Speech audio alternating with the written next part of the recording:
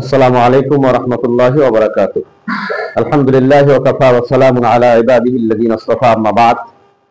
সম্মানিত দর্শক শ্রোতা, আমরা ধারাবাহিকভাবে কিভাবে আমরা নাহু শিখতে পারি, আরবির কাওয়ায়েদ গুলো সম্পর্কে আমরা কিভাবে সম্যক ধারণা হাসিল করতে পারি, এই জন্য আপনাদের খেদমতে ধারাবাহিকভাবে ইনশাআল্লাহ ভিডিও তৈরি করতেছি।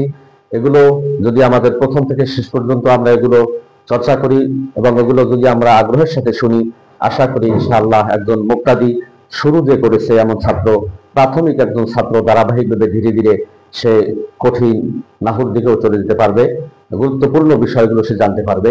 আজকে আমি নাহুর যেই ভিডিওটি শুরু করতেছি সেটা হলো মুরাব এবং মাবনি সম্পর্কে। এ সম্পর্কে অনেকগুলো ভিডিও তৈরি করতে হবে, আপনারা ধারাবাহিকভাবে আমাদের সাথে থাকবেন।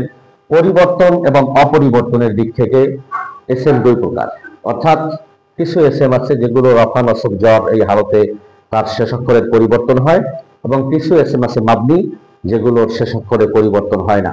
আমরা মাবনি সম্পর্কে ইনশাআল্লাহ পরবর্তীতে গুরুত্বপূর্ণ তথ্য আপনাদের সামনে শেয়ার করব। মুরাব সম্পর্কে আজকে আলোচ্য বিষয়। মুরাব দুই প্রকার, মুনসারিফ, গায়রে মুনসারিফ।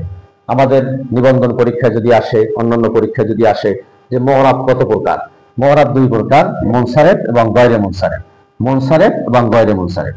মুনসারিফ হলো এমন এসএম যা রফা নসব জর কবুল করে, অর্থাৎ রফার হালতে, নসবের হালতে, জরের হালতে সে এরাব কবুল করে। যে পরিপূর্ণ সব ধরনের এরাব কবুল করে সেটা হলো মুনসারিফ। আর গায়রে মুনসারিফ হলো যে কাসরা ও তানবিন গ্রহণ করে না, অর্থাৎ যার শেষ অক্ষরে আমিলের কারণে আমিল আসার পরেও যার শেষ অক্ষরে কাসরা এবং তানবিনের কোনো পরিবর্তন হয় না। তাহলে আমরা এখান থেকে একটা বিষয় জানতে পারি যে মুনসারিফ হলো আমিলের কারণে যার শেষ অক্ষরে পরিবর্তন আসে, অর্থাৎ রফা নসব জরের হালতে সব হালতেই তার পরিবর্তন হয়। এবং গয়রে মুনসারিফ হলো যে ওই শব্দগুলো, তবে আমাদের গয়রে মুনসারিফের এসএম গুলো চিনতে হবে, এ সম্পর্কে আপনাদের সামনে ভিডিও পেশ করব। আমরা গয়রে মুনসারিফের ভিডিওগুলো যদি আমরা দেখি তাহলে আমরা আশা করি গয়রে মুনসারিফ সম্পর্কে আমাদের দাখিল আলেমে কাওয়ায়েদ যাচাইয়ের যে প্রশ্নগুলো আসে সেখানেও আপনাদের দুর্বলতা কেটে যাবে। তো রফা নসব জর কবুল করে সে হলো মুনসারিফ, আর কাসরা এবং তানবিন গ্রহণ করে না সে হলো গায়রে মুনসারিফ।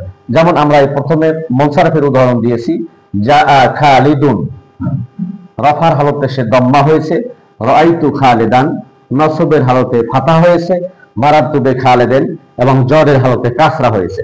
আপনারা দেখতে পাচ্ছেন খালিদুন, খালিদান, খালিদিন, হালতে রফা, হালতে নসব, হালতে জর, তিন হালতেই তার পরিবর্তন শেষ অক্ষরে লক্ষ্য করা যায়। দুই নম্বরে গায়রে মুনসারিফের উদাহরণ, যেমন ইব্রাহিম শব্দটি গায়রে মুনসারিফ। এই ইব্রাহিম শব্দটি জা ইব্রাহিমু, শেষ অক্ষরে আমরা একটা দম্মা দিয়েছি।